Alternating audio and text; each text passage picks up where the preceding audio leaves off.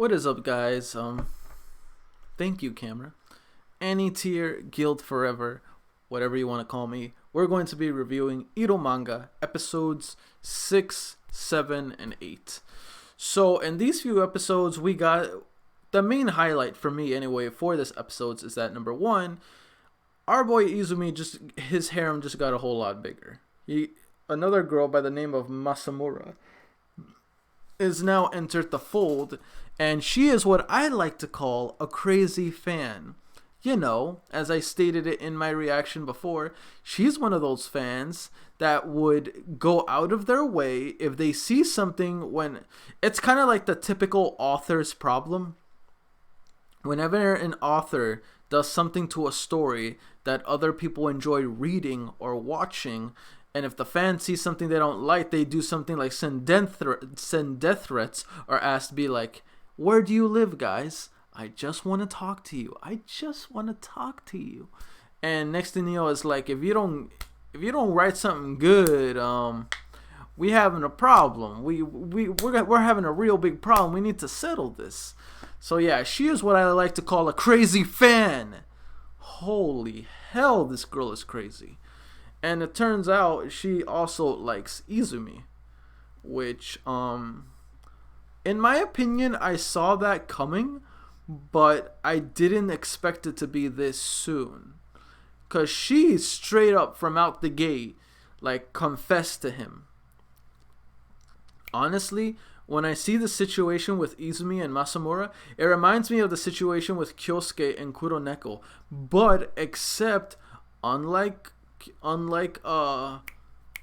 Izumi, unlike Kyosuke, Izumi decided not to accept her confession. Well, he heard her out, but he turned her down because he likes someone else, and that's his sister. So, with that being said, already Izumi gets a plus for that because he's doing things that normally Kyosuke he's not doing things normally Kyosuke would do.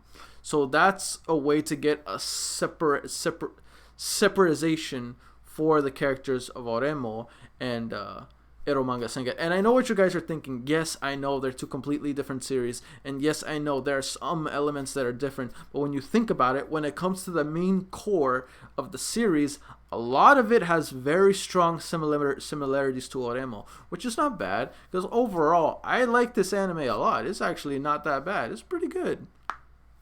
I like the fact that the sister is very open with her feelings. Well, not directly, but indirectly. She makes it too obvious for her brother not to understand that she likes him.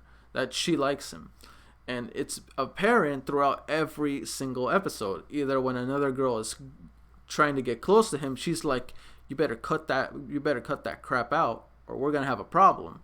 And then whenever anything is mentioned about relationships, girlfriend or or someone for example in episode 8 when he was known to be like, it seems like you're pretty popular, man. And then she's like, nah, he's not popular at all. He already has someone he likes.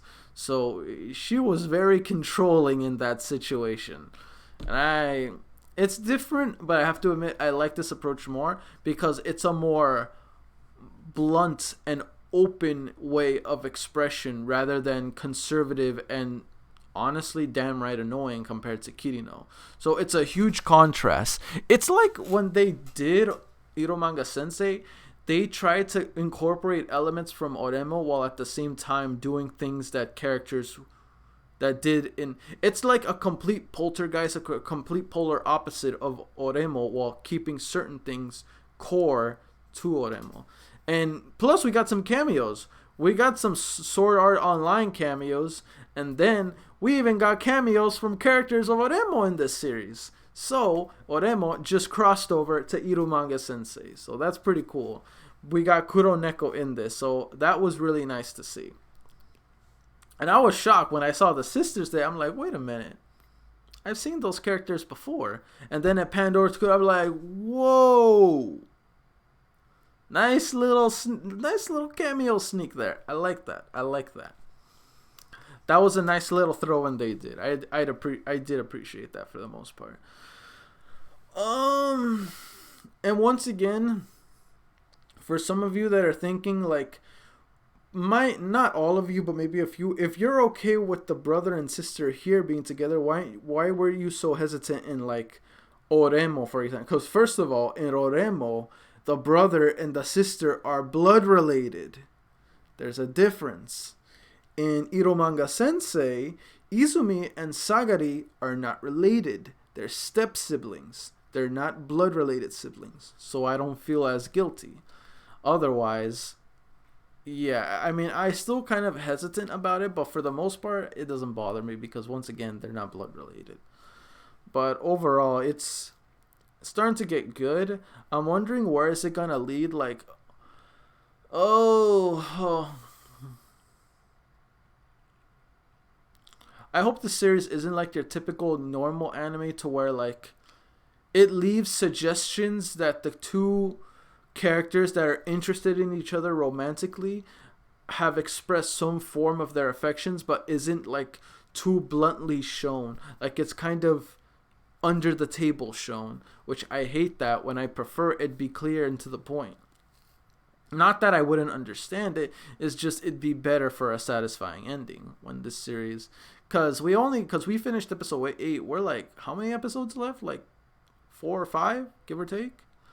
So we gotta get. I mean, the brother and the sister are developing very well so far, and I feel like in like the next 2 or 3 episodes, something should give at some point in time. We can't just keep this little stalemate for a while, because otherwise that's how some, in my opinion, certain romantic series kind of falter out, or like it gives suggestions that the characters do like each other, but it always leaves it in a gray area, making it a bit dissatisfied because you never get that concrete and overall perfect little ribbon in a bow tie ending, is what I like to call it.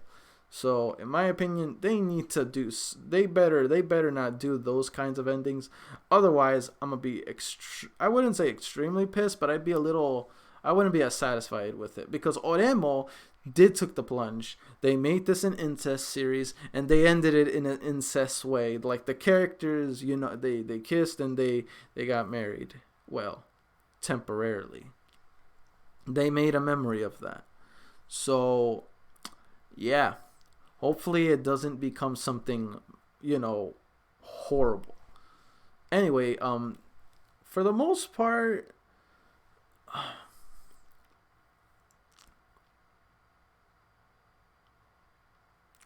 how do I want to say this? I really do like the fact that this series takes a very interesting turn in regards to because it feels like, for this show anyway, the what's driving the series isn't so much the romantic relationship between the siblings or the main character or Izumi with any of the other girls.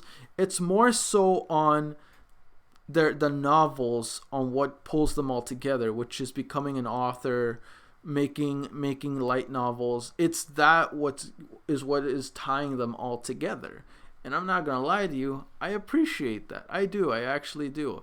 It gives a sense of variety in regards to a story, because it isn't too concrete, purely focused on that, which is not necessarily a bad thing, to completely focus on a romantic viewpoint on when making a story, but it's good to add other elements to make it very diverse, if that makes sense.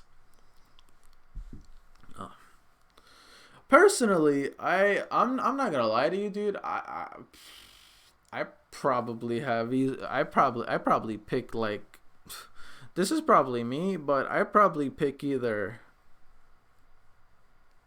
no Yamata.